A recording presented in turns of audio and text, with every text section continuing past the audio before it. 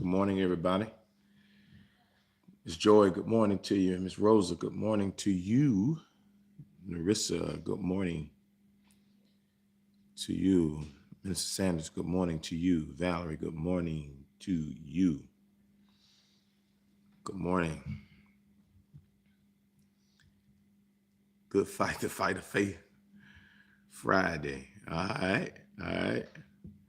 You're already starting, Val. I get it. Name this day. Name this day. Val is already on it. Fight the good fight of faith Friday. Tamika Robinson, good morning to you. Miss Carolyn Dunstan, good morning to you. Good to see you. Anthea, good morning to you. Good to see you. Good to see you all on. Come on in the room. Speak to me. Talk to me. Share this for me as you come in. Tag somebody. Let's get into this conversation. Let's get into this conversation. Miss Christine, what up, sister? Rufus, good morning to you. Good morning to you. Good morning to you. Good morning.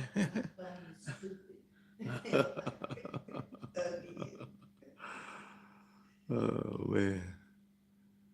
Misty T, good morning to you. Miss Rosa says, I truly thank God for your faithfulness. Your teaching is very powerful as I go back and look at those that I've missed. Wow. Oh my God. God bless you. Thank you so much, Miss Rosa. That means a lot. Thank you so much. Thank you for your continued support.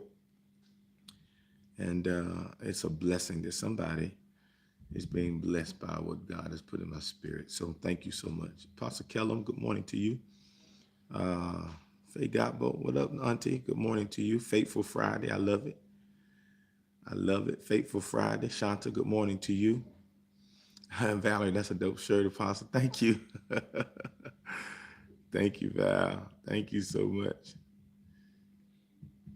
Thank you so much. This was a gift, I think a couple birthdays ago. Anthea's on. I think Anthea gave me this. Good taste. Good taste. Thank you so much for that compliment. My wife called it a smoking jacket. I'm going to go ahead and put her out there. I was like, nah, you're not going to do me like that. I like my shirt. No, those times that you like it too. You know how to play me. Miss Dan. Oh man. All in fun. All in fun. She said I'm not covering her Facebook. I told her she always fair game. Shouldn't have married a preacher. Everything is content. Everything is content.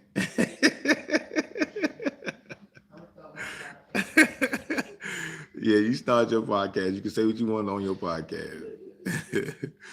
Glorious Friday, Miss Deb. Gwen Parsons, good morning to you. Teresa McCoy, good morning. Trinice Brown, good morning to you. Trinice says, Missy, don't do her like that. It's too late. It's done. It's done. Jack, good morning to you. Reagan, good morning to you. The YFW Bailey, good morning to you. Good morning to you, family. Come on in. Come on in, huh? Bye, babies. Miss Joy, thank you for sharing. Share these powerful teachings. Thank you so much. Thank you so much. Friday Breakthrough, Miss Rosa says, Friday Breakthrough. Friday Breakthrough. Quandra, good morning to you. Kendra, good morning. Kendra laughing. Apostle, thank you. Thank you. Gwen, it's a morning momentum sipping jacket.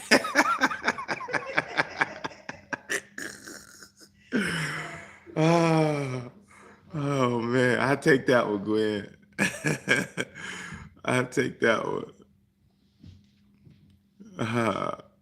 Yeah, Val. She sure did say it. Auntie, those colors are popping. Thank y'all. Thank y'all so much. Thank y'all so much. We ready to go. Let's get in it. Let's get in it.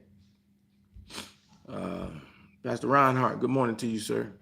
Father, give us the space, give us the capacity to receive what you have for us today. Give us something that will keep us, that will just take us to the next place, and we give you thanks for it in advance in Jesus' name. Amen. All right, let's get into this.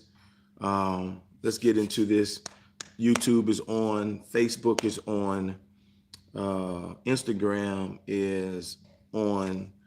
We are ready to go. Day 5, guys. If those of you who are new and strolling through this live, this is Morning Momentum. This is a daily platform. 7 a.m. has been 7 a.m. ish lately, but 7 a.m. We gather. We tackle for 21 days. We tackle a topic. They say it takes 21 days to break a habit or to build a habit, and so that's why we have coined this a 21-day journey each month. And so we take 3 weeks and deal with a topic, then we take a week off, come back and do it again next month. So if this is something that you think will help bring momentum to your mornings, to your days, add to your life, add to your character, add to who you are becoming in God, then check in with us. All right. We're on Facebook, BA Taylor _6. Facebook, Bradley Taylor, YouTube, BA Taylor _6, Instagram, BA Taylor _6. So, all right. God bless you, all of you who have come on. We're getting right into it. Miss Keisha Reeves, what up, sis? Good to see you, dear. And Keisha Reed Davis. There's a Keisha Reeves on here, and there's a Keisha Reed Davis. Thank you so much for joining. Good morning to you all. If I haven't spoke to you, if I see you, I'm gonna speak to you. But I'm getting into it now. Our time of devotion together and speaking and salutations and all that good stuff is over. Let's get into the Word of God. All right. So we've been talking about self-control this month. We've been talking about self-control, and I don't know about you, but I've been having to live my own teaching. Lord have mercy. It seems like, hey, Sable, it seems like, Renee, good morning. Miss Cox, good morning to you. Seems like since we've been in here, Michael, good morning. My beautiful Destiny, good morning to you. Seems like since we've been in this teaching, I have had to really show fruits of operating in self-control. I'll get into a little bit of my testimony that just happened to me yesterday, probably by the end of this, to kind of give you some example of how I had to put this in operation just yesterday. And so some of you could, if I pass the mic to you, you probably could say some of that stuff as well. But let's go through our vitamins today, our scriptures, our daily scriptures that is building this conversation. Proverbs 25:28 in the Message Bible says, a person without self-control is like a house with its doors and its windows knocked out. A person without self-control is like a house with its doors and windows knocked out. That same scripture in Proverbs, in the Amplified Bible, says it like this. Like a city that is broken down and without walls, leaving it unprotected, is a man who has no self-control over his spirit and sets himself up for trouble. I need y'all to hear what's coming out. Like a city that is broken down and without walls, leaving it unprotected, is a man who has no self-control over his spirit and sets himself up for trouble. And then Galatians 5:22, we get the fruit of the Spirit from the Good News Translation. It says, but the Spirit produces love, joy, peace, patience, kindness, goodness, faithfulness, humility, here's the last one, and self-control. And there is no law against such things as these. Let's wrap that whole up in the Message Bible. It tells the story of the fruit of the Spirit. Let's say, let's hear it, what it says. In the Message Bible, it says, but what happens when we live God's way?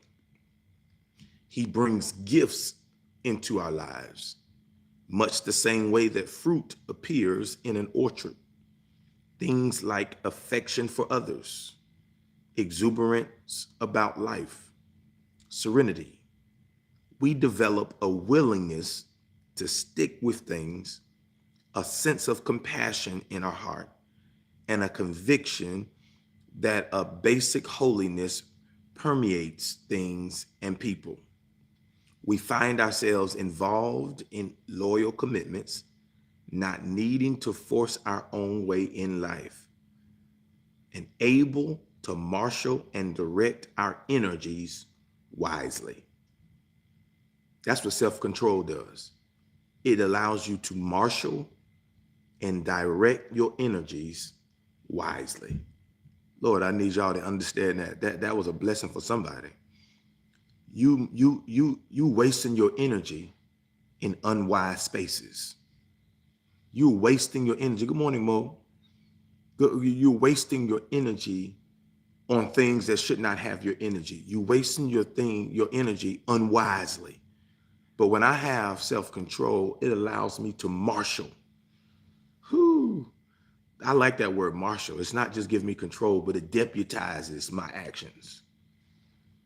It brings authority, and it brings importance to what I decide to act on and what I decide to ignore.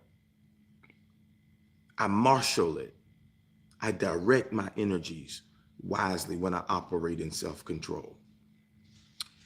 And so we've been talking about self-control as the ability to manage our behavior, manage our emotions and our impulses to align with our personal goals and values. Essentially, watch this, I like this word, overriding immediate desires that might interfere or cut into long-term benefits. So if I have those impulses and those emotions and energies that might cut into my long-term goals or benefits, I got the ability to override that and marshal my energies wisely and effectively. Are y'all here? And so listen, self-control is the ability to regulate and alter your responses in order to avoid undesirable behaviors and increase desirable ones. We talked about that Monday when we started this teaching, that the reason why self-control is the last fruit of the Spirit mentioned is because it is the anchor to the other fruit. That it's hard for me to operate in a steady kindness without self-control. It's all hard for me to operate in the spirit of love consistently without self-control. It's hard for me to operate with joy consistently without self-control. Bruce Wise, what's up, man? It's hard for me to operate in patience consistently without self-control. It's hard for me to operate faithfully and doing something consistently without self-control. It's hard for me to keep my reins on my humility without self-control. All the other 8 fruit of the spirits hinge on my ability to control myself. And when you give up your self-control, you give up your power.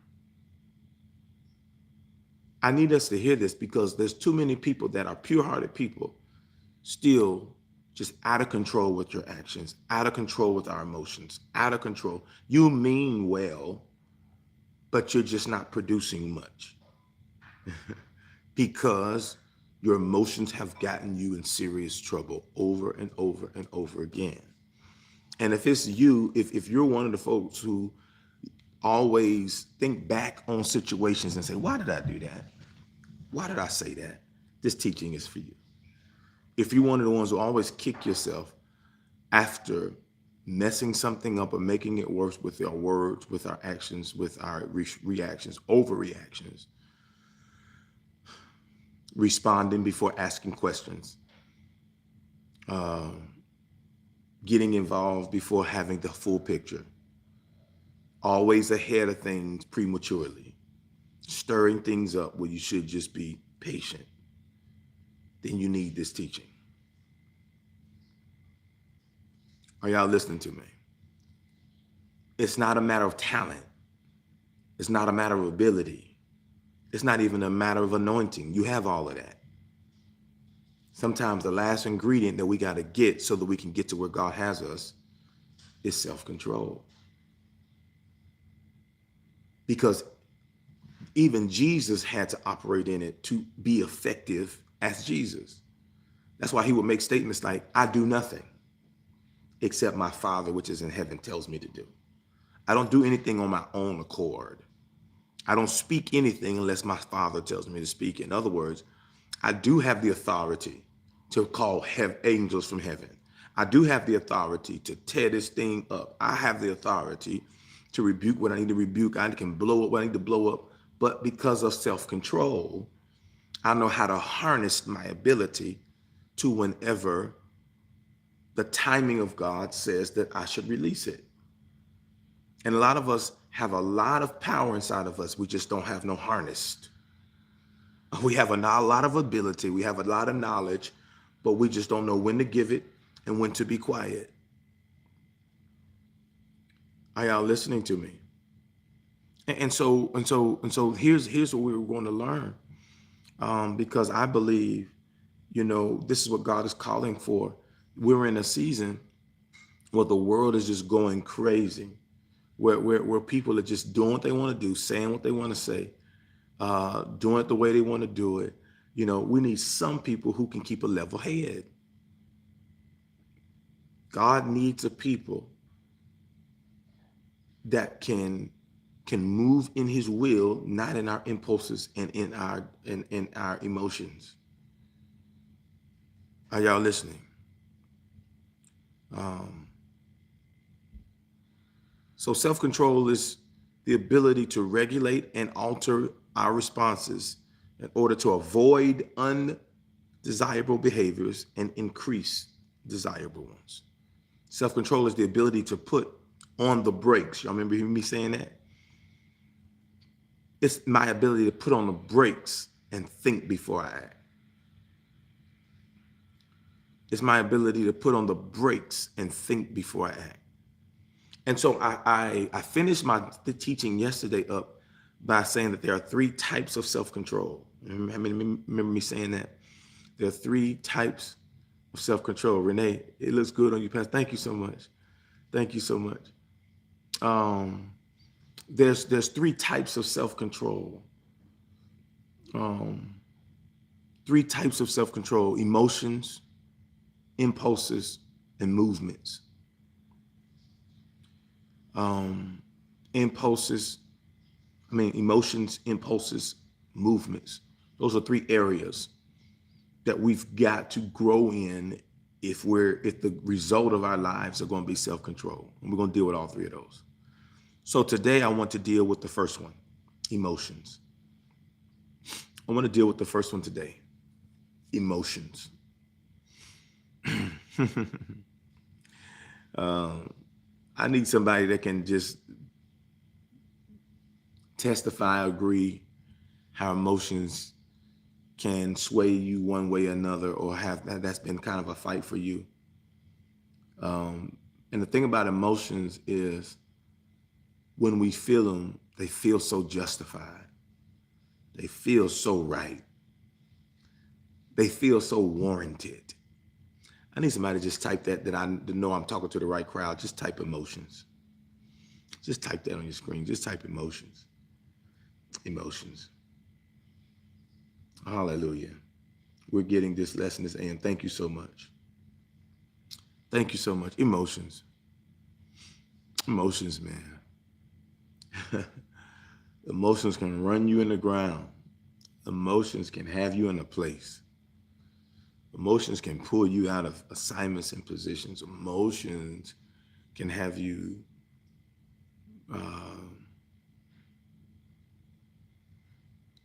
just not yourself. Emotions. Man, that's not a spiritual thing. That's not a carnal thing. That's a human thing. Emotions.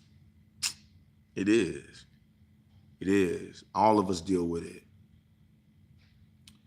Um,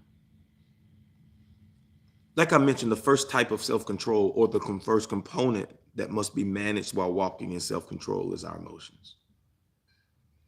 I wish I can take a pill and and prescribe you a pill where you don't have to feel emotions. I wish I could give you something, because if I could give you something, I could take it too, that we could just be emotionless.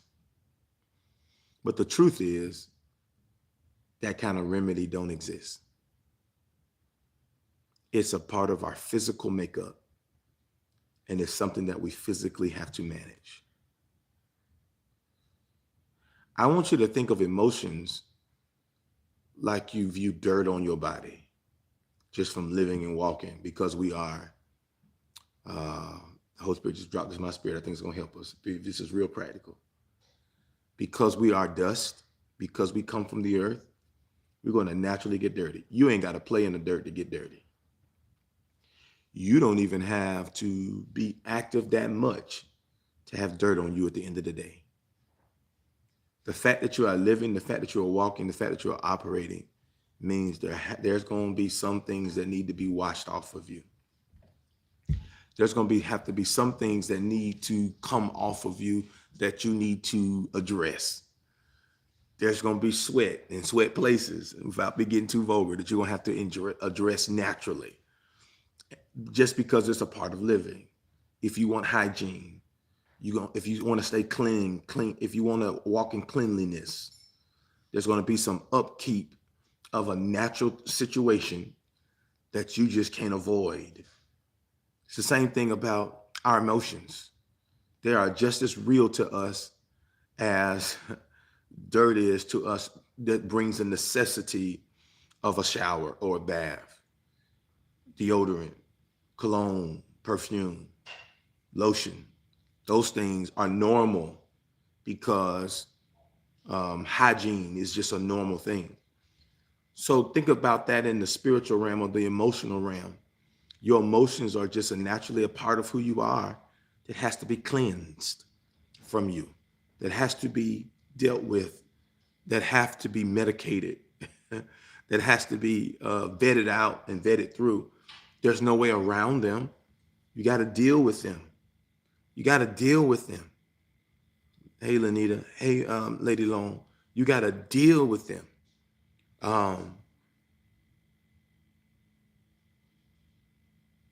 If we're going to succeed in managing our emotions, it is going to take emotional development. You can't just get this by just praying for it. Remember, the fruit of the Spirit is grown. It doesn't just appear. It comes in seed form, but we have to manage it. We have to cultivate it. We have to grow it. And so I want you to understand this, because I want us to be able, in the heat of the moment, not always trying to fix what we messed up with our out of control emotions. I want us to be able to, in the heat of the moment, have tools to come down. In the heat of the moment, have the tools to reassess. In the heat of the moment, have the tools to think things through before we talk. And I think it's time for me to start interjecting my example, even though I probably will mention it again throughout our conversation. But yesterday I was at a red light, and I was just minding my business, listening to my music at a red light, and hear a big old crash. Boom! Somebody just ran into the back of me. I'm at a red light, and this young girl gets out the car, And I get out, she's frantic. She's, oh my God, I'm sorry, I'm sorry. And she didn't know what to expect from me. So I calmed her. I said, don't worry about it. It happens. I don't. And she said, I'm sorry. She said, the people beside me, she probably was texting or doing something, but the cars beside me started going. So I assumed our light was green too. Well, the lane beside us was a turning lane. And so it turned green, but our lane was still red. And so she took her foot off the brakes, put on the gas, and boom, rammed in the back of my truck. And so we're sitting there and we're waiting for the police to come. We have put our flashers on. We are in the intersection, but because her car is literally up under my truck, we waited so the police can see what had just taken place. We waited for a while. The officer gets there. The first thing the officer does, comes up to me, and the officer says to me, what's wrong with you? Why in the world are you still in the middle of the street? Why y'all ain't pulled over out the street by now, stopping all this traffic? So I said, officer, I said, what you mean? I said, it was an accident. I said, I was waiting for you to come so that you can see what had taken place. What you waiting on me for? That's just stupid. You should know better than that. Talking about you out here, just pull over. I said, what would you want me to pull over? I said, how will I know? How will we know? There's no witnesses to stop. How will you know what transpired? It'll be my word against her word. And if she changes her story because you don't see what happened or how it take place, this thing can get out of control. I wanted you to see what happened so that you can see the scene before you assess. You should know better than that. How long you been driving? This is ridiculous. I said, how was I supposed to know that? Driver's ed. How about that? I mean, he's just belittling me, and I had to literally stop because I felt myself boiling, and I felt myself coming to a place and getting to a place where I was about to get out of character. And I could feel myself getting out of character, and I could also hear self-control. And I had a decision to make. Do I operate in self-control, or I let this joker have it? And at that moment, I had to make a decision. Do I make the situation worse by matching his energy? Or do I hold on to the facts that no, it's still going to work out in my favor, even though I was treated unrighteously? Jamil, good morning, sir. And in that moment, I had to choose. And so I kept quiet. I said, what would you want me to do, sir? Where would you like me to go? He said, I'll tell you when you give me your license and registration.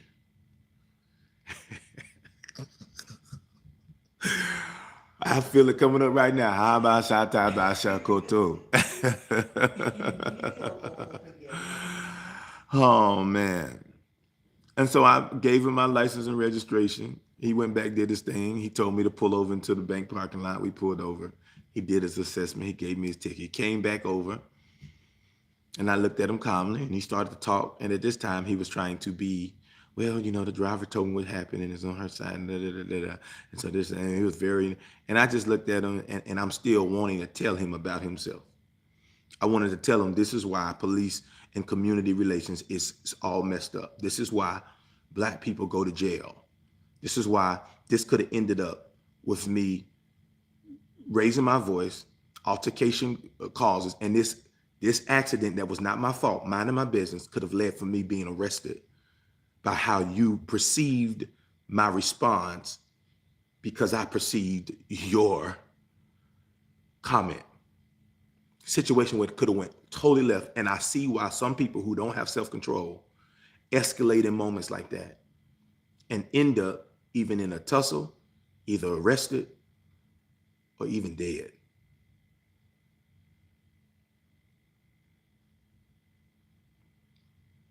And I left that humiliated in my emotion, feeling like I didn't do much to defend myself in the moment in my emotions, feeling punked in my emotions. But I lived to talk about it. And I kept my dignity as it relates to who I was. And I didn't stoop to ignorance. And the Lord began to minister to me. And the Lord began to say, son, this is what you've been teaching. This is what it feels like. This is what I'm pleased with. And he had to put me back together because I was undone. And what I'm telling you is, I can tell you from a fresh experience how hard it is. But I can also tell you from a fresh experience how rewarding it is. To know you were in the moment and had to choose. And you chose self-control.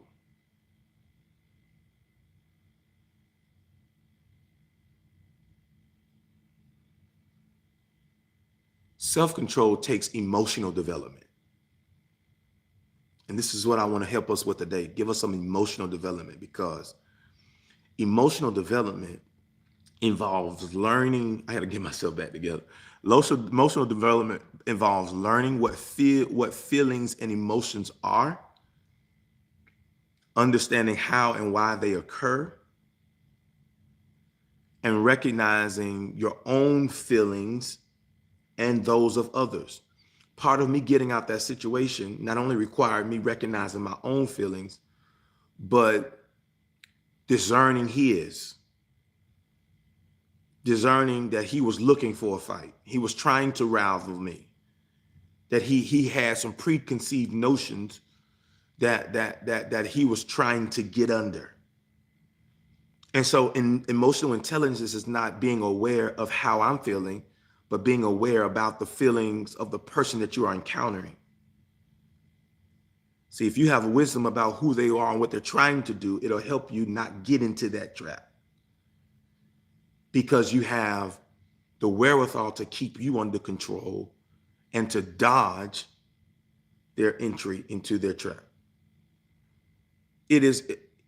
Emotional development it involves learning what feelings and emotions are, understanding how and why they occur, recognizing your own feelings and those of others, and developing effective ways for managing those feelings. Here you are getting mad at me when the person who hit me, you telling them it's going to be all right because they're a little young girl of another race, little 18, 19-year-old who's scared and frantic. You comforting her, but telling me I should know better.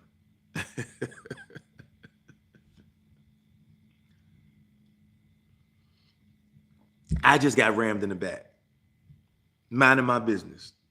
But anyway, here it is, thanks to God. Pastor Jones, self-control saved you. You would have been like Paul in jail, singing and praying. Great. The saints would have been praying for the power to make the first page of the paper. Pastor loses his cool. A tax officer held without bond.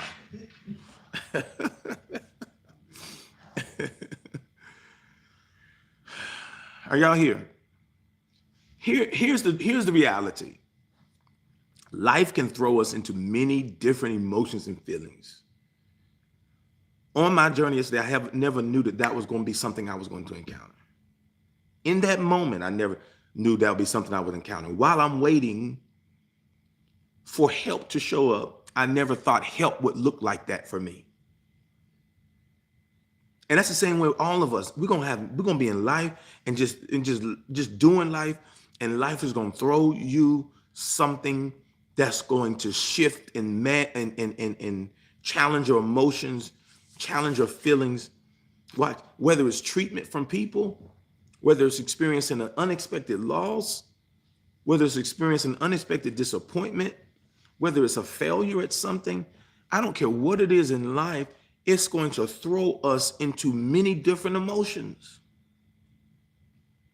And when we talk about emotional development, the first thing we got to understand is emotions and feelings are not the same. Some of you heard me reference this before. Emotions and feelings are not the same. Emotions are physical instincts based on our circumstances. Our feelings are the mental associations and reactions, or a mental portrayal of what is going on in our body when we are experiencing an emotion. So let me make that make sense in my situation. My emotions immediately was anger, was was prejudice, portrayal, like attacked. That's emotionally. And my body was starting to respond to what I was feeling emotionally. My blood started to rise and boil. My palms started to sweat. You know, I got that feeling when I'm ready to protect myself, to speak up for myself, those kind of things. When I was riding away from that, my feelings took over. Feelings of how being as a black man in America, feelings of what could have happened, feelings of this is always the same, feelings and all. The feelings were not what I felt first. The emotions, what I felt first. The feelings is when I assigned definition to the emotion. It is the byproduct of your brain assigning meaning to your emotions, meaning to how you feel. Emotions come before feelings. And if you're going to deal with your feelings, you got to first deal with your emotions. That's why some of us use this thing, I feel some kind of way. Why? Because you've allowed yourself to be emotional about it for a long time. And it has affected how you feel about it overall. Emotions play out in the theater of your body. Yeah, that's why you start squirming and you get antsy. Feelings play out in the theater of your mind. Feelings play out in the theater of your mind. Emotions in the theater of your body. Your chemical makeup starts to shift, change. Emotions are lower level responses occurring in the brain, creating biochemical reactions in the body, altering your physical state. That's why your face changes, your mood swings, you do stuff, you turn your nose. It's in your body, you're emotional. They originally are there. This is why all of us feel them, because originally they help us survive by producing quick reactions to a threat in our environment. From the beginning, God gave us emotional intelligence so that we can have instinct.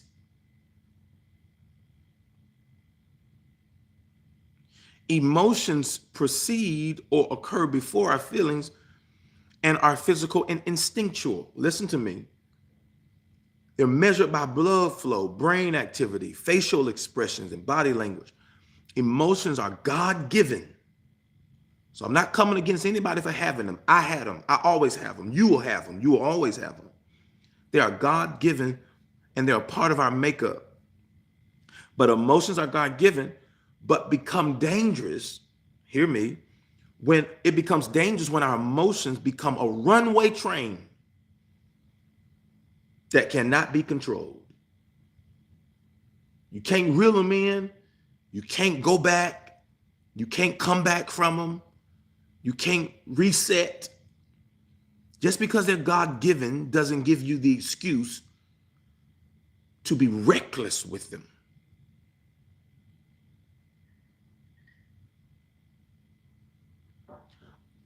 Hear me. I got it in bold because I want you to hear this when I say it. Emotions were never meant to run and control our decision-making and our choices.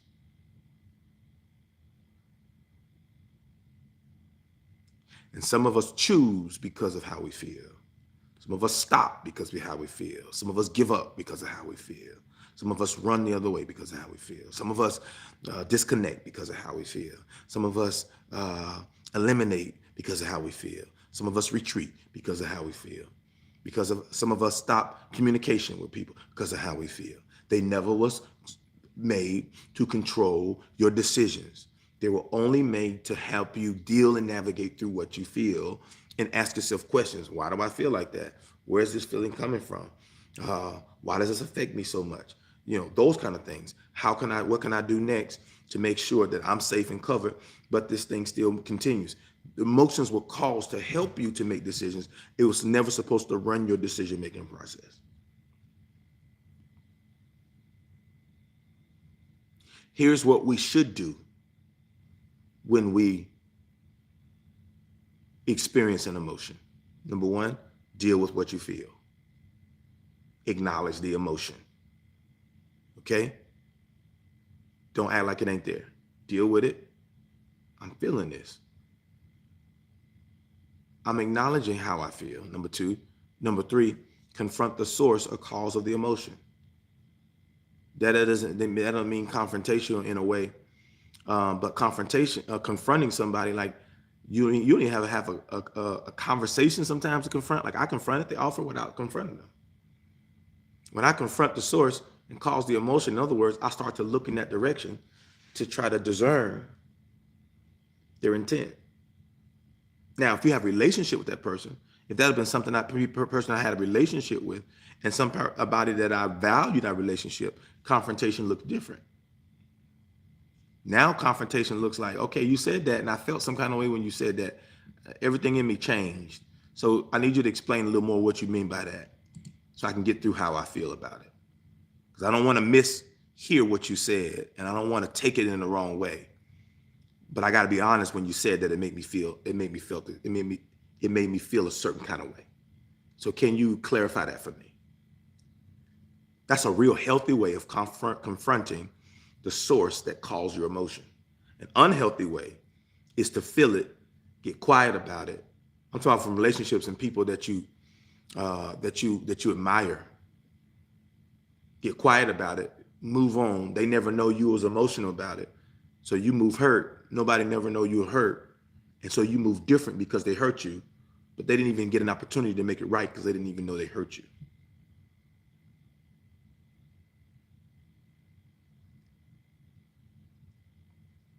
Next thing we should do when we feel an emotion is take ourselves out of the equation and then recount the situation. Take yourself out and recount it. Because if it's wrong, it's going to be wrong whether you in the equation or not.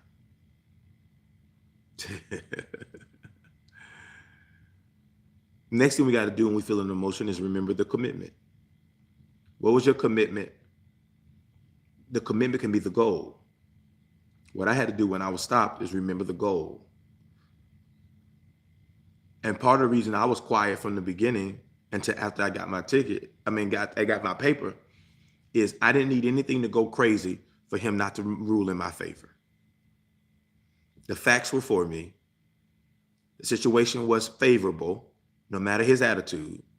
And I didn't want to escalate the situation to cause the situation to end unfavorable, not because of the facts, but because of emotions. Whew. Y'all, did y'all get that? And sometimes we can cause things to turn against us when they should have been working for us. Because emotionally, somebody got offended that could have helped you, but because the situation went crazy, he was like, I ain't doing that for you, forget it. He could have turned and said, you know what, you were wrong, but I ain't gonna write you no ticket. I'm gonna let you go. I'm gonna let y'all insurance handle it, deal with it, whatever. So this is what the case, because I didn't like his attitude. That could have went so many other different ways if emotions would have got involved in something that would have worked itself out factually. So I had to suppress and let the thing play out that was already playing out in my favor, even though I felt adversely about it. Sometimes we jump the gun, people trying to help us at the register, help us in a line, and you too busy wanting to fuss about what they missed. That you done messed up your refund. Because the manager come trying to help you and you want to get your word out. You want to let people know how terrible this place is, da, da, da, da. And she could have done more, or he could have done more. But because of your attitude, you know what? I ain't doing nothing. Go on and do what you're going to do and make your, complain if you need to. Here's my manager's number, whatever, but I ain't giving you nothing back. You just shifted it. Not because you didn't have the tools to get it done right. Your emotions got in the way. Sometimes you got to know when to just stop and let things just work itself out. But sometimes we want them read, and we want them to hear our side, and when we want them to know how terrible things are, and and we just want and we talk ourselves right out of our blessing.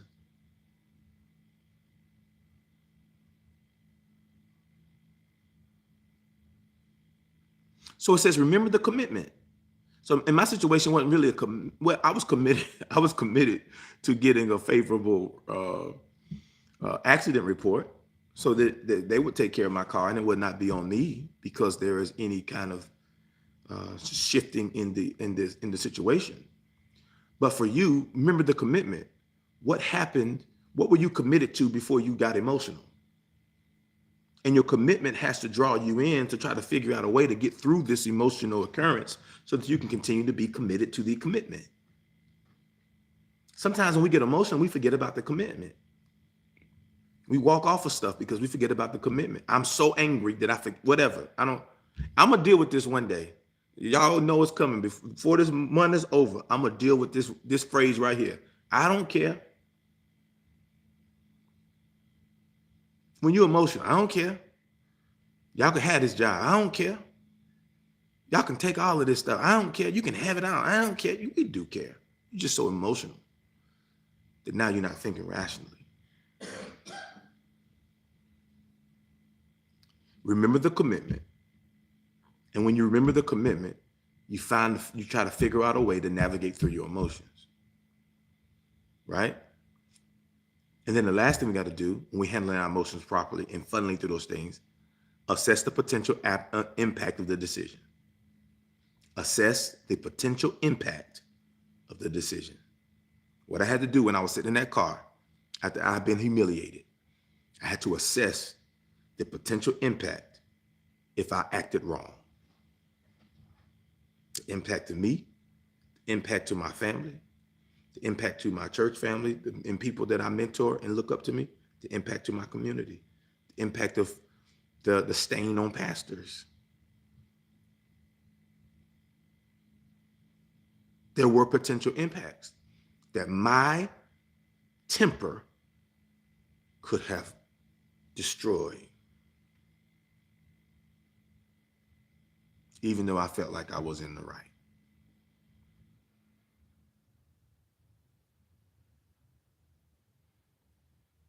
And that is why we need emotional intelligence. Whew.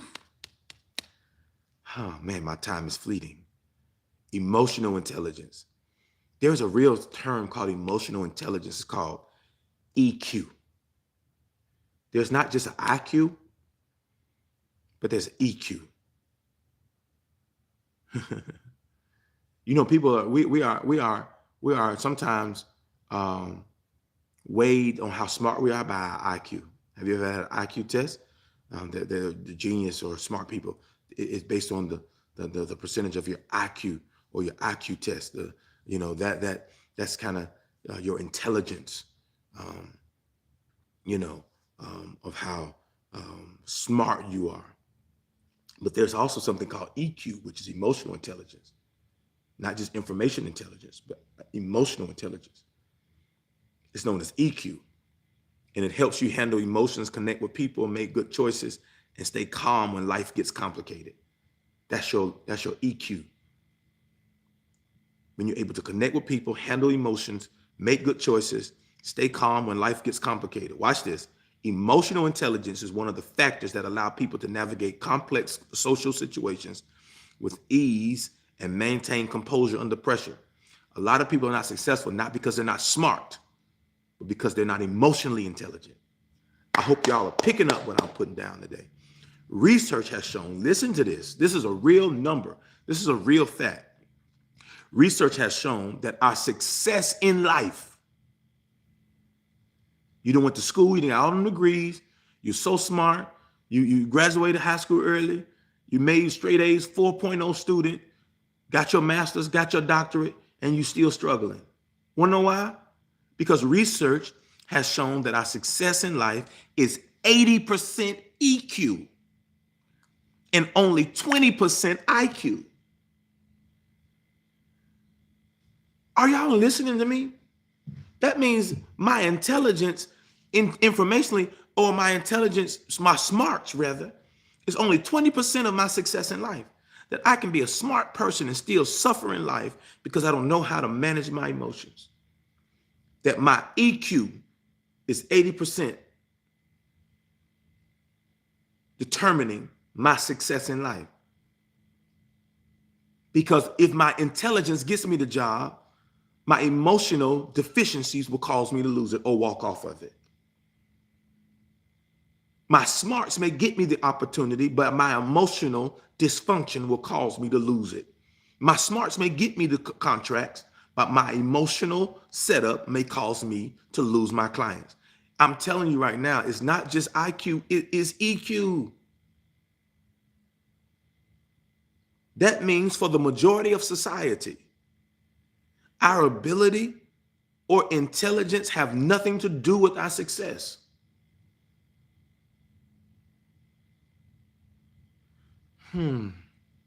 Most of us are a product not of our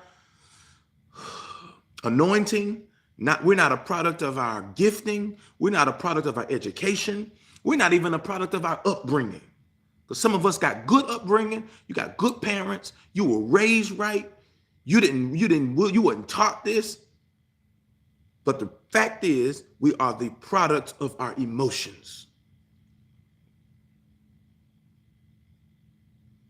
And if your emotions is out of whack and you can't get out of your emotions and out of your feelings, it doesn't matter what you know. It doesn't matter who you know. It doesn't matter how you was raised. It don't matter where you come from. It don't matter what church you go to. It don't matter what words you get. It don't matter what stuff you study. It don't matter what prayer life you have. It don't matter what happened. Your emotions are going to tear it all up. Lord, I need you. I feel like throwing something.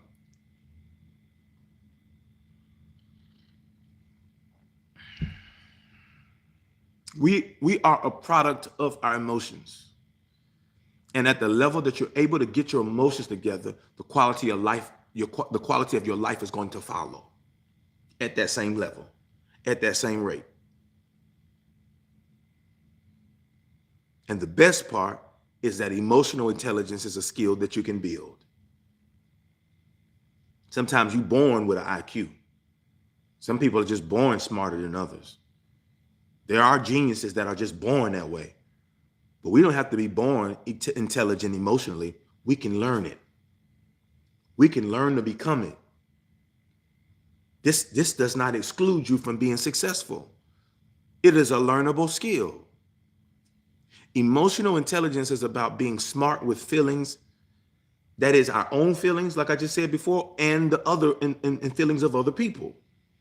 It is understanding why you might be happy one minute and frustrated the next. Not just feeling it, but understanding it. Or it is the understanding on why a friend is looking down a bit. They're off, even though they are saying everything is fine. See, if you're not emotionally intelligent, you can know they're off a little bit, and you can treat them like everything's fine when you know that everything ain't fine. And even though they're telling you everything's fine, you know everything ain't fine. So you should still be sensitive to what you sense and what you feel and what you know, even though they're telling you something different. Because if you act like everything is fine around somebody that you know everything ain't fine with, it's going to be explosive results. And you're going to be one of the reasons why it exploded. Because you put fuel on the fire that you saw simmering, even though they try to tell you it wasn't there. Oh, my Lord. When I'm emotionally intelligent, I discern when to have conversations with people. I discern when to bring up things that's going to be a hard talk. If they're not ready to have that talk yet, they may tell me, no, I'm good. Go ahead. Be like, no, I can sense there's something going on with you. You ain't got to tell. I'm going to pray about it with you. Come on. And I'm going to come back and try this tomorrow. That's emotional intelligence. But some of us just flow right through. You see all the signs, you see all the red lights, you see all the sirens, you know they are short with you. You see they're weighted down. You see they're not having their best day. They just had bad news, and you just gonna pile it on and then say, what's wrong with you? I thought you said nothing was wrong. You ain't intelligent emotionally. Because emotional intelligence is not just being real about what you are carrying, but it's also being honest about what you're discerning in others. You can't know I'm struggling and try to put more weight on me and then analyze me when I drop it. Oh my goodness. Oh my Lord.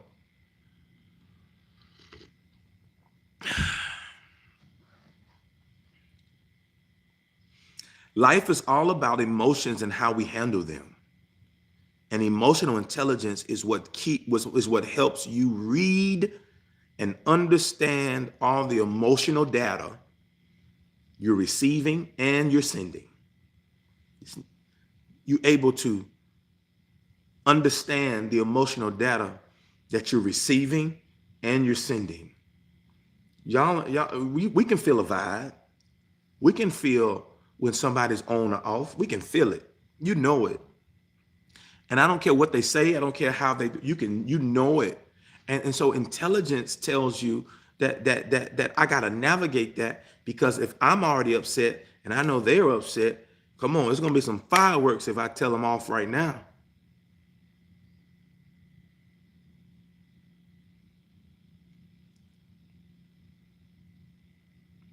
It helps us work together with our loved ones, our colleagues, and a wider society in good times and bad times. What happened with that officer is I protected the situation for us both. Lord, I need y'all to hear that. He didn't even know it. He didn't even know it. He didn't even know it. But I protected him and me. Come on. Because I could have got a complaint. I could have got nasty with him. I could have got his officer. No, I could have did all of this. Come on. It could have been a situation where if it did escalate, come on, he might have been on leave or something. I protected it for both of us. And I decided it's not that big a deal in this situation to lose it all over. So let me be emotionally rational for the both of us.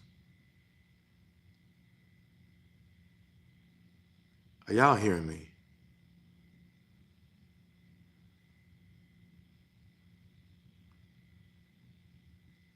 Learning how to understand emotions is a skill that we can always stand to improve in. Because when you are emotionally intelligent, when you have a high EQ, you're better able to do several things. Number one, figure out your own emotions. Number two, control your emotions that you figured out. Number three, understand the emotions of others.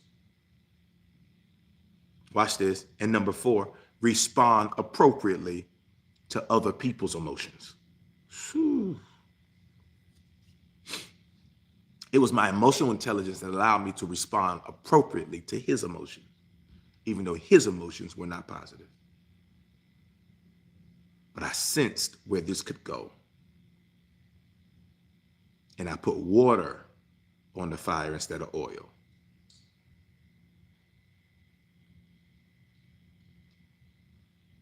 And when you don't operate in emotional intelligence and your EQ is low, you escalate things instead of reducing them. You lean into chaos instead of being agents of peace. You go all the way there instead of having the skill to reel all the way out.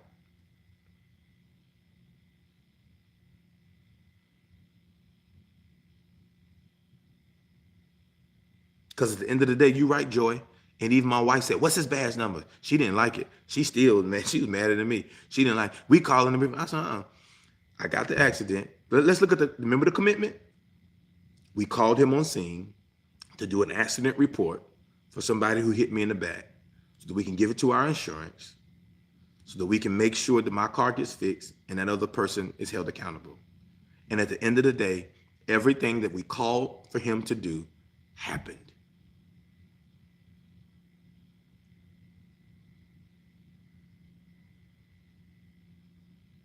Did y'all get that? And there was a level of emotional intelligence that kept the main thing the main thing. Did he harm me? No. My ego. Did he strike me? No.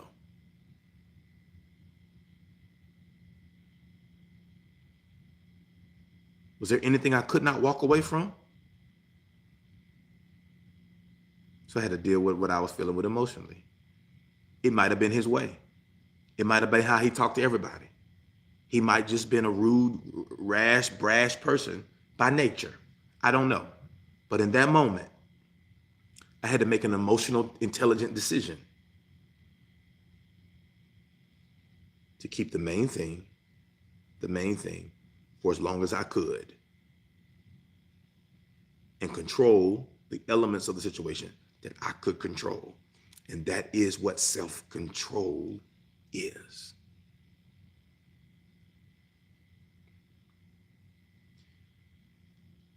I'm out of time. Give me about 3 minutes. Emotional intelligence matters because it touches every part of our life. And it can have many benefits. I want to give you the benefits of emotional control, emotional intelligence. When your EQ gets high, these are going to be the benefits. When your EQ gets higher, and if some of you need more information on this, search it. Research it. This is a real psychological thing. I didn't make this. It's IQ and it's an EQ. What are the benefits of emotional intelligence? Understanding and relating to others. We talked about that. Some of us need to get really better at that. We're so caught on ourselves that we don't sense the room. But what emotional intelligence does, it helps me understand what's going on around me. Emotional intelligence helps me connect with people. When you understand your emotions and can read others, you're usually better at making friends, working in teams, forgiving others, and getting along with family. It's what makes relationships run smoother. It's what makes relationships become deeper and more meaningful.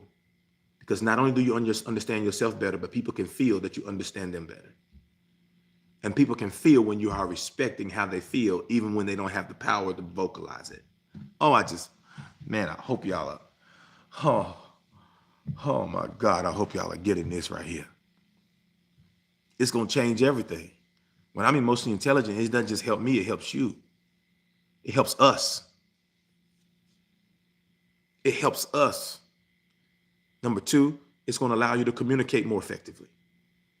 With a good grip on emotional intelligence, you're better equipped to know how to express your feelings and understand what others are really saying, even when they're not using words. This makes chats, meetings, and even tough conversations flow more easily because my intelligence gives me understanding about feelings, even if they're not my own. Oh. And when you understand where people come from, you have more grace in dealing with them. And this leads me to my third point. What it does, emotional intelligence boosts compassion. There's too many people that are walking with the love of God, or walking with God in them, which is love, but are not showing the love of God. They have no compassion. You cannot carry God with you and be compassionless. That's a word. You can't be cold-blooded, walking with grace.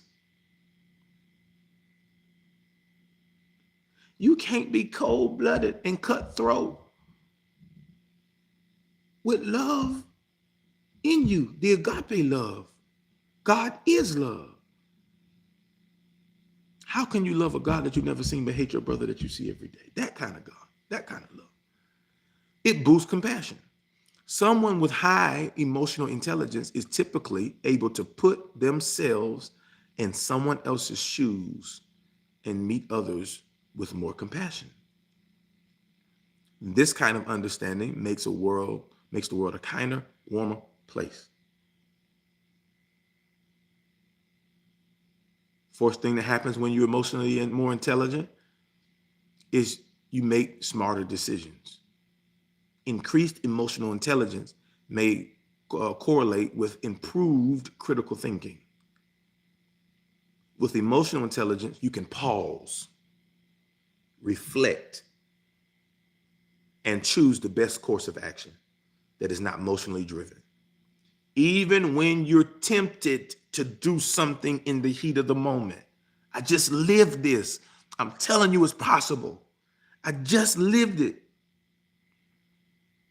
Even when you're tempted to do something in the heat of the moment, this has a ripple effect in several areas. EQ may even be associated with better health. I'm telling you, when you attempt to do something in the moment, you're able to pause, reflect, choose. I can't explain the power that gives you to be in control of your decisions and not somebody else's reaction or not somebody else's actions. And the last tool it gives us, and I'm closing, it allows us to simply stay strong.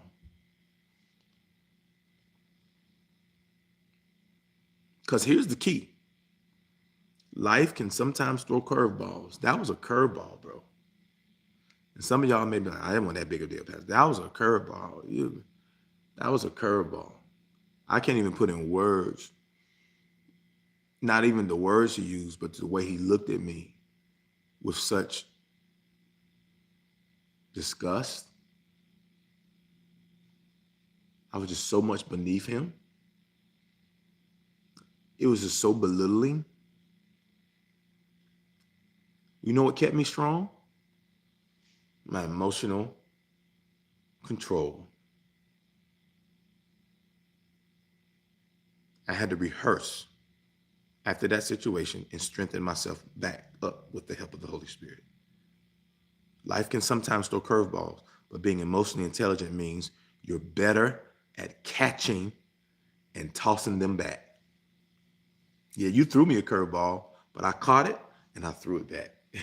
You thought I was going to go for that. I caught it, but I threw it back. You thought that was going to mess me up. I caught it and I threw it back. You thought that was going to make me unravel, but I caught it and I threw it back. You ain't going to put that on me. I'm going to put that right back on you. My emotional intelligence, your emotional intelligence will give you the ability to catch those curveballs and toss them right back to the situation. No. You ain't going to cause me to get weak. You're better able to handle stress, adapt to change, and bounce back from setbacks because you got your emotions under control. It's your word for the day. I hope this blessed y'all. It was a joy to put this together. And I gave it to you from the bottom of my heart. I hope something that was said and experienced with me helped you. All right? The fact that you're watching me, the fact that you're listening to me is a sign that God's not finished. He gave you a new day.